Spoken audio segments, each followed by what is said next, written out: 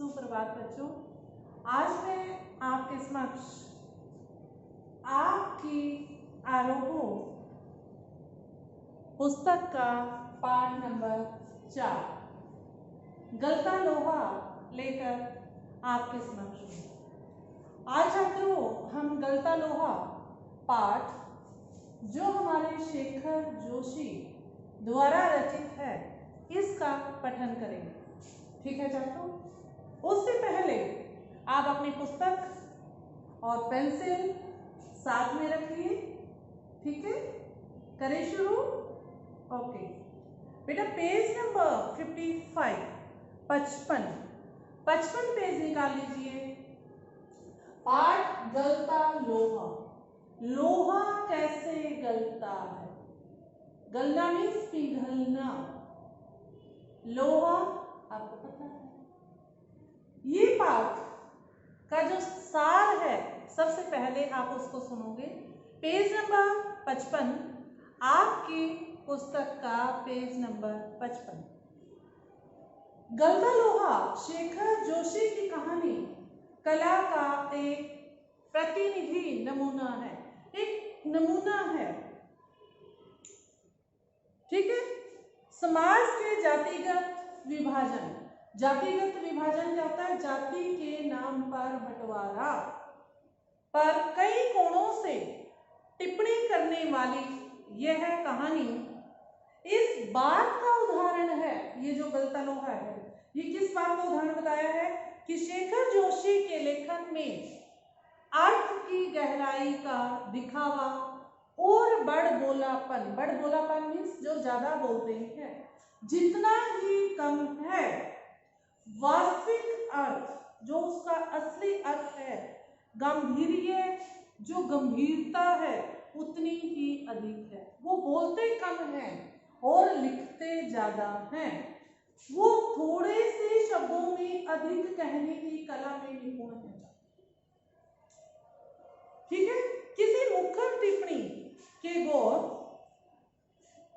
के बगैर ही पूरे पाठ से गुजरते हुए हम यह देख पाते हैं कि एक मेधावी क्या होता है? इंटेलिजेंट किंतु निर्धन ब्राह्मण युवक मोहन, ये इसके एक करैक्टर है मोहन, उस पर बेसी सारी कहानी है गलता लोहा कि वो बड़ा इंटेलिजेंट होता है, एक निर्धन ब्राह्मण का बच्चा होता है, वो पढ़ाई में भी अच्छा होता है और उसके पापा जो पंडिताई का काम करते हैं उनकी इच्छा होती है कि जो मेरा बेटा है वो शहर जाकर पढ़े।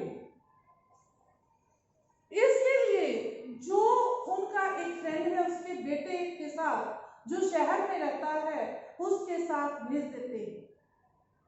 लेकिन जो उनके फ्रेंड का बेटा है वो उसके साथ कैसा बर्ताव करता है कि गांव का सीधा साधा जो बच्चा है मोहन, वो कैसे उसकी प्रताड़ना या उसके काम में लगा रहता है और अपनी पढ़ाई को कैसे भूल जाता है। ये इसमें आप सुनोगे, ध्यान से चैप्टर का पठन सुनना है आपको, तभी आपको समझ आ जाएगा। कहानी बड़ी अच्छी है। ठीक है, कम शब्दों में ज्यादा लिखा हुआ है। क्लियर? शुरू करो। एक मेधावी किंतु निर्धन ब्राह्मण युवक मोहन किन परिस्थितियों के चलते उस मनोदशा तक पहुंचता है। मनोदशा मीन्स मन की दशा, जहां उसके लिए जातीय अभिमान बेमानी हो जाता है। सामाजिक विधि निषेधों को ताक पर रखकर वह धनराम लाहौर के, जिसका नाम छात्रों क्या है? धनराम लाहौर के ऑफर पर बैठता ही नहीं। ऑफर क्या होता है?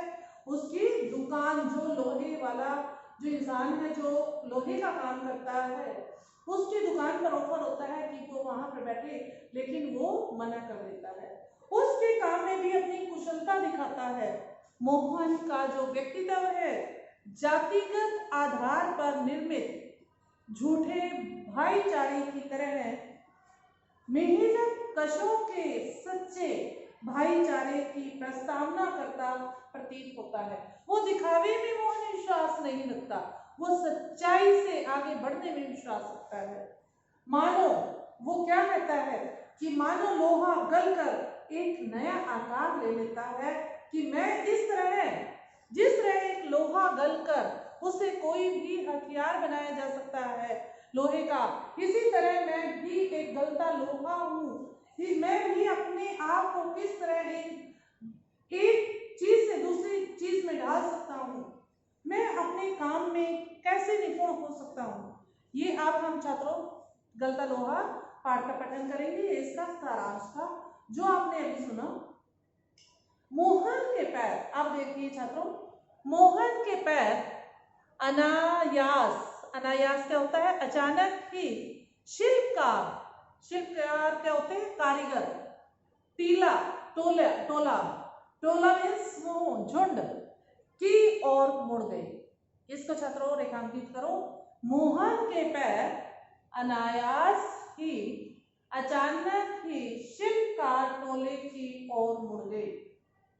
उसके मन के किसी कोने में शायद धनराम लोहार के ऑफर की वह अनुगूंज शेष थी।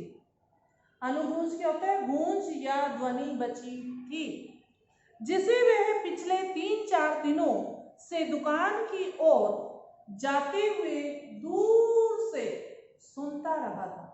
वो जागता था जब उस धुन को जो उसके कानों में पड़ती थी, जो लोहार था और जो लोहे का काम करता था, वो उसकी आवाज को सुनकर जो, तो आप देखिए क्या करता है, निहाई पर रखे लाल गर्भ लोहे, निहाई क्या होता है छात्रों, लोहे का वह ठोस फावड़ा या टुकड़ा जिस पर लोहार लोहे को, गर्म लोहे को रखकर पीटते हैं, चोट मारते हैं, प्रहार करते हैं।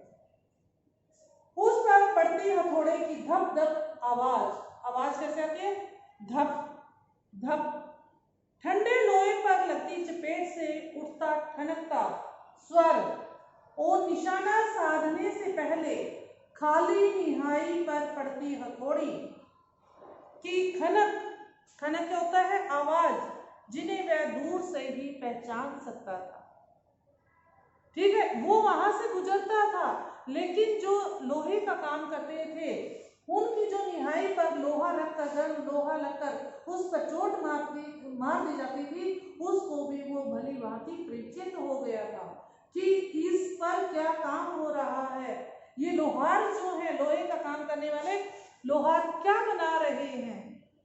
ठीक है छात्रों, लंबे बेंट वाले हंसुए, हंसुआ क्या होता है, जिसको हम दरांती भी बोलते हैं, घास काटने का औजार, इसको हंसुआ बोलते हैं, को लेकर वह घर से इस उद्देश्य से निकला था कि अपने खेतों के किनारे जो घास और झाड़ियां उग आई हैं उनको साफ करके, काट के या छांट के उनको साफ करके आऊंगा। घर से वो इस काम के लिए निकला था, लेकिन बूढ़े वंशीधर जी के बूते का अब यह सब काम नहीं रहा। जो उसके पापा थे वंशीधर जी, अब उनके बस की वो बात नहीं रही कि वो पहले काम कर लेते थे, जैसे जैसे उम्र ढलती है, शरीर हमारा निष्ठ होने लगता है, बुजुर्ग होने लगते हैं, तो काम करना थोड़ा सा मुश्किल हो जाता है। अब वही बताते हैं, अब यह सब काम नहीं रहा। यही क्या, जन्म भर जिस पुरोहिताई मीन्स पंडित का काम करने वाले के बूते पर उन्होंने घर संसार चलाया था, ठीक है, वह भी अब वैसे कहाँ कर पाते हैं। जो भी वो काम करते थे, अब बुजुर्ग हो चुके थे, अब वो काम करने में भी उनको कठिनाई होती थी, उनको वो काम करने में भी परेशानी होती थी, क्योंकि लोग क्या होते हैं, पुरोहित को अपने घर पर बुलाते हैं, किसी के घर नजदीक होते थे तो वो चले जाते थे, किसी के घर ऊपर होते थे, पहाड़ी पर होते थे, उनके लिए चढ़ पाना बड़ा मुश्किल था। अब देखिए, यजमान लोग उनकी निष्ठा, जो उनके अंदर निष्ठा थी, जो श्रद्धा थी और संयम था, जो व्रत था काम करने का, जो प्रण था, जो प्रतिज्ञा थी, के कारण ही उन पर श्रद्धा रखते थे कि जो वो कह देते अगर उनको आना है तो आएंगे, अगर नहीं आना है तो वो नहीं जाएंगे।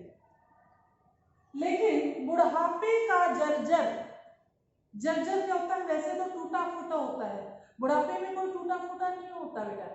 उनकी जो टांगे या हाथ जवाब दे देते हैं उसको हम जर्जर बोलते हैं। शरीर अब उतना कठिन श्रम मीन्स मेहनत और व्रत उपवास जो हम फास्ट रखते हैं नहीं झेल पाता। सुबह सुबह जैसे उससे सहारा पाने की नियत से ही जब वो उठते थे ऐसा लगता था कि सहारा लेकर ही उठेंगे। उनका गहरा निश्वास लेकर कहा था, क्या कहा? आज गणनाथ जाकर, आप देखिए, आज गणनाथ जाकर चंद्रदत्त जी के लिए रुद्री पाठ, रुद्र किसको बोला गया? शंकर भगवान को, और रुद्री पाठ शंकर भगवान की पूजा का एक प्रकार होता है, करना था उनको। शंकर भगवान की पूजा का किसी के घर पाठ करना था। अब मुश्किल ही लग रहा है, यह 2 मील की, अब इसको छात्रों आपको रेखांकित करना है, जहां पर जाना था वो क्या था? यह 2 मील की सीधी चढ़ाई, बिल्कुल सीधी स्टेयर्स, सीढ़ियां। जब अपने भूतते की नहीं कि अब मेरे बस की ये बात नहीं कि मैं सीधी 2 मीटर की, जो 2 मील की सीधी चढ़ाई में चढ़ जाऊं, एकाएक ना भी नहीं कहा जा सकता। और मैं ऐसा काम करने वाला हूं और मैं अचानक ना भी नहीं कर सकता। कुछ समझ में नहीं आता कि मैं अब क्या करूं। लोग तो मेरी जो प्रसिद्धि है, मेरी श्रद्धा है, मेरा संयम है, मेरा व्रत है और मेरे प्रति जो उनकी निष्ठा है उसको देख कर आते हैं, लेकिन मैं क्या करूं? मेरा शरीर अब जवाब दे चुका है। ठीक है, अब मैं काम करने के काबिल नहीं रहा। जो आस पड़ोस में है मैं वहां चला जाता हूँ, बट जो दूर है जैसे 2 मील की चढ़ाई, वो मेरे बस की बात नहीं है और मैं जवाब भी नहीं दे सकता। मोहन उसका आशय न समझता हो, ऐसी बात नहीं, लेकिन पिता की तरह ऐसे अनुष्ठान करना मीन्स धार्मिक कार्य करना कर पाने का नया उसे अभ्यास था। जो उसका बेटा मोहन था उसको इस चीज का अभ्यास नहीं था। जो धार्मिक अनुष्ठान करने होते थे, पूजा पाठ करने होते थे, वह उनका अभ्यास नहीं था और न वैसी गति थी। अगर वो कर भी लेता था उस गति के साथ नहीं कर पाता था, उस स्पीड के साथ नहीं कर पाता था जिस तरह से उसके पिता करते थे। पिता की बातें सुनकर भी उसने उनका भार हल्का करने का कोई सुझाव नहीं दिया कि मैं करके आ जाऊंगा। उसने ऐसा नहीं बोला। जैसे हवा में बात कह दी गई हो वैसे ही अनुत्तरित रह गई। पापा बोल रहे थे और उसको ऐसा लग रहा था कि हवा में बातें कर रहा है और अनुत्तरित बिना उत्तर के ही वो रह गए। पिता का भार हल्का करने के लिए वह खेतों की ओर चला था कि चलो मेरे से ये यज्ञ अनुष्ठान धार्मिक कार्य नहीं होते, लेकिन मैं खेत में तो काम कर सकता हूँ, अपने पिता का जो बोझ है उसको हल्का कर सकता हूँ। यह सोचकर वह खेतों की ओर चल देता है। लेकिन हसवे की धार, जो हसवा होता है, जो मैंने बताया आपको, घास काटने वाला द्रांति जिसको बोलते हैं, घास काटने का औजार या द्रांति, धार पर हाथ फेरते हुए उसे लगा, जैसे ही उसने द्रांति पर हाथ फेरा ऐसे उसे लगा वह पूरी तरह कुंद हो चुकी है। कुंद होना मीन्स धार रहित होना। जिस प्रकार मान लो चाकू है, कई बार जो नया नया हम खरीदते हैं उसमें क्या होता है, धार नहीं होती, और जैसे जैसे हम उससे कटाई करते हैं, सब्जी काटते हैं, जो भी, तो उसमें धार बन जाती है। उसको क्या बोलते हैं छात्रों? कुंद। कुंद हो चुकी है, धार रहित हो चुकी है कि मैं घास किससे काटूंगा, क्योंकि जो ये कुंद है ये धार रहित हो चुकी है, इससे काम नहीं होगा। धनराम अपने बाएं हाथ से, जो लोहार था, जो लोहे का काम करता था, जिसकी बात यहाँ है, वो अपने बाएं हाथ से उसने धोकनी क्या होती है जिसमें से हवा भरते हैं, फू फू फू ऐसे करते हैं, उसको धोकनी बोलते हैं। फूंकता हुआ दाएं हाथ से भट्टी में गर्म होते लोहे को उलट पुलट कर रहा था। उसने, जैसे कभी आप छात्रों जो लोहे के औजार बनाते हैं उनकी दुकान पर जाइएगा और देखिएगा कि जो लोहे का काम करने वाले हैं लोहार, तो वो क्या करते हैं, खूब सारी भट्टी होती है, उसमें जो लोहा होता है एक साइड से तो उसमें आग जला के उस लोहे को रख देते हैं और दूसरे हाथ में वो एक पाइप टाइप होता है उसको लोहे का, उसके अंदर से फूंक मारते हैं कि जो आग है वो बराबर से बनी रहे, उसको धोकनी बोलते हैं छात्रों। धोकनी फूंकता हुआ और दाएं हाथ से भट्टी में गर्म होते लोहे को उलट पुलट कर रहा था। मोहन भट्टी से दूर हटकर एक खाली कनिस्तर के ऊपर बैठा। कनिस्तर क्या होता है, कंटेनर जिसमें आटा भरते हैं, उस साइड का था, उसके ऊपर जाकर वो बैठ गया।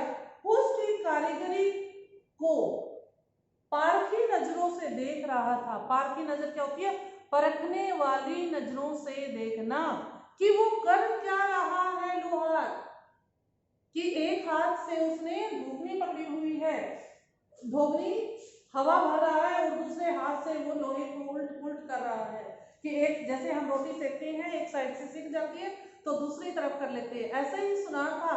एक साइड से वो लोहा गर्म हो गया तो उसने, लोहार था जो, उसने दूसरी तरफ से उसको उलट कर दिया। मास्टर त्रिलोक सिंह तो आप गुजर गए होंगे, मोहन ने पूछा। उसने लोहार से क्या पूछा कि जो मास्टर थे त्रिलोक सिंह वो तो अब गुजर गए होंगे, मीन्स उनकी मृत्यु हो गई होगी। वे दोनों अब अपने बचपन की दुनिया में लौट आए थे।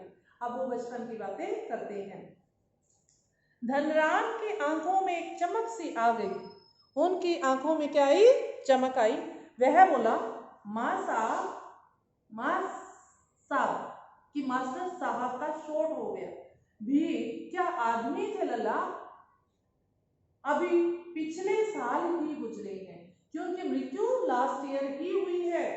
सच कहूं आखिरी दम तक उनकी छड़ी का डर लगा ही रहता था। जो मास्टर साहब थे वो छड़ी से जो मारते थे, जब तक उनकी मृत्यु नहीं हो गई हमें तब तक उनका डर उस छड़ी का बना रहता था कि पता नहीं वो हमें कब डांट दे। दोनों हो कर हंस दिए, पुरानी बातों को याद करते हैं और हंसते हैं।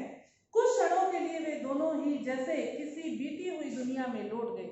जब हम बीती बातों को याद करते हैं तो जब उनको हंसी आ जाती है और उनको ये एहसास होता है कि हम पुराने उसी टाइम में हम पहुंच चुके हैं। गोपाल सिंह की दुकान से हुक्के का आखिरी कश, हुक्का जलाया हुआ था और उसके जो हम हुक्का पीते उसका कश बोलते हैं, उसको हवा को अपनी तरफ खींचना। त्रिलोक सिंह स्कूल की चार दीवारी में उतरते हैं। एक हुक्के का उसने कश खींचा और स्कूल की चार दीवारी के अंदर जा पहुंचे।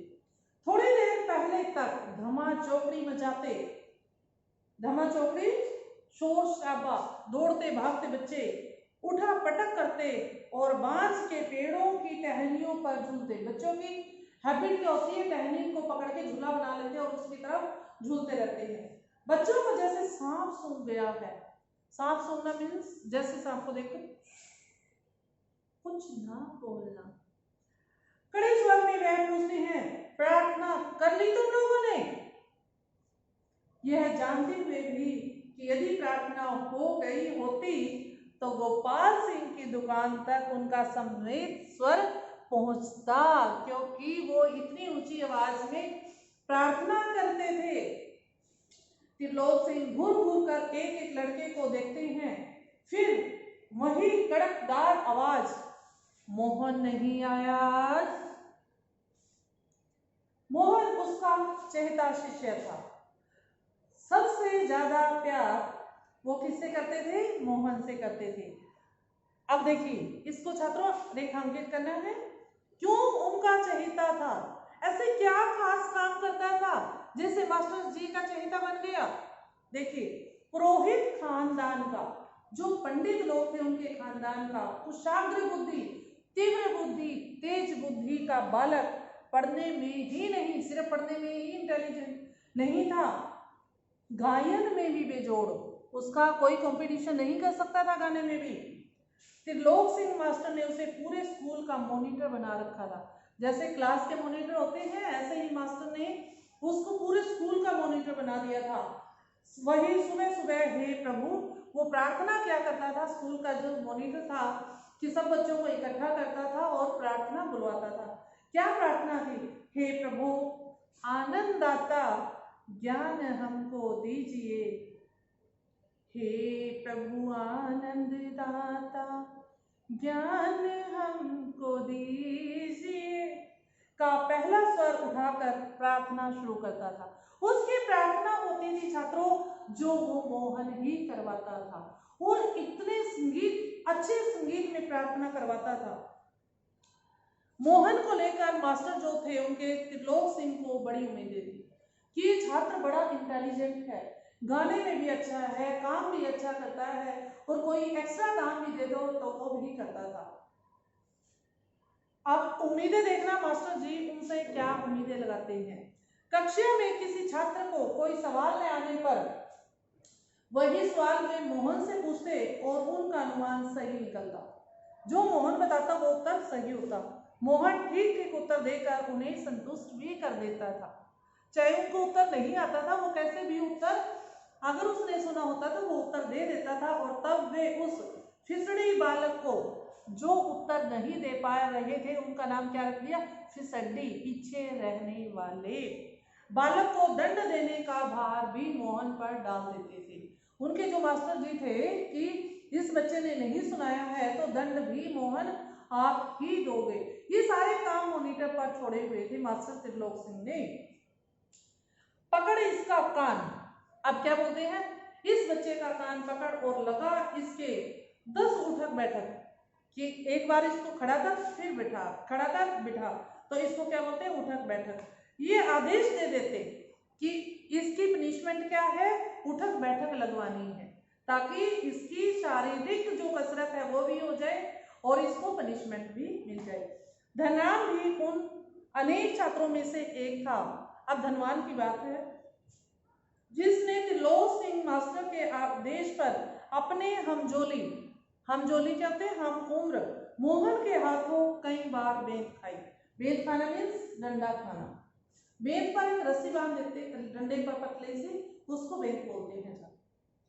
और कई बार कान खिंचवाए थे। मोहन के प्रति थोड़ी बहुत ईर्ष्या रहने पर भी धनपत प्रारंभ से उसके प्रति स्नेह और आदर का भाव रखता था। उसने कई बार बेंत भी खाई, उठक बैठक भी की, लेकिन वो मोहन से प्यार करता था। इसका एक कारण शायद यह था कि बचपन से ही मन में बैठा दी गई जातिगत हीनता के कारण धनराम ने कभी मोहन को अपना प्रतिद्वंदी नहीं पहुंचता। जो धनीराम था वो नीची जाति का था, और जो मोहन था ये ऊंची जाति का था, ब्राह्मण जाति का था।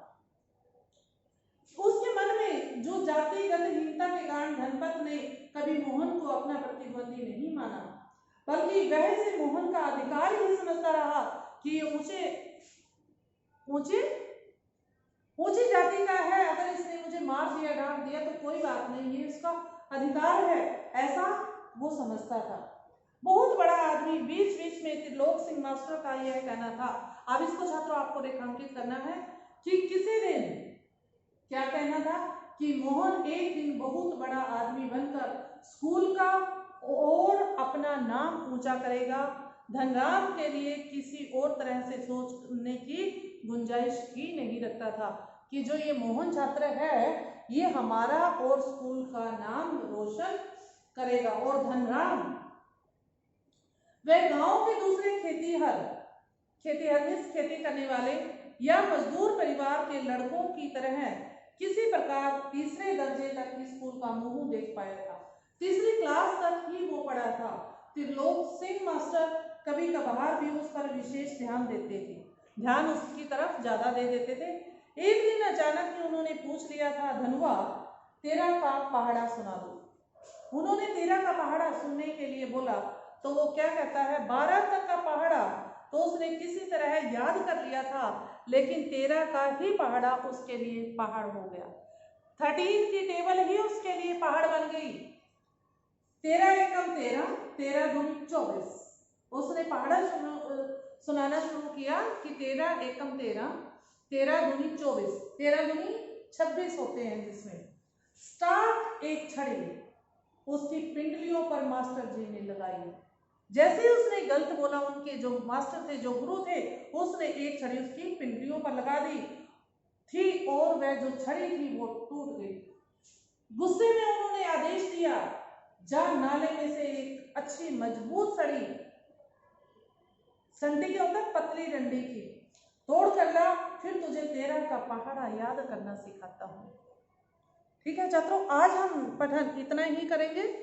उसके बाद हम बाद में अगले प्रकरण में हम फिर से इस पाठ का पठन करना शुरू करेंगे जहाँ से हमने छोड़ा है। आज हम इतना करेंगे, आपको भी इतना ही एक बार बेटा अपने आप पढ़ना है। ठीक है, अपने आप पढ़ने से जो आपको कठिन शब्द लगते हैं या कठिन वर्ड लगते हैं, उनको रेखांकित करके उनके अर्थ लिख लिया करो।